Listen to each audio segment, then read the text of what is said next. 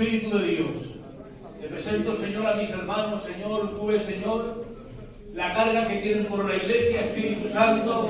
Te suplico, Señor, que tú sigas poniéndole carga, Señor, que tú sigas bendiciendo los Espíritus Santos, que lo que toquen, Señor, prospere, Espíritu de Dios, que tú estés con ellos, Señor, donde quiera que vayan, Espíritu Santo, Señor. Te suplico, Señor, que tú sigas bendiciendo los eternos, Dios.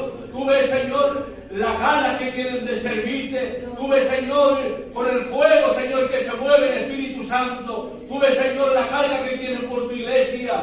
Te suplicamos que tú sigas bendiciéndolo. Te lo ponemos todo en tus manos y lo presentamos como líderes de la iglesia de Tierra.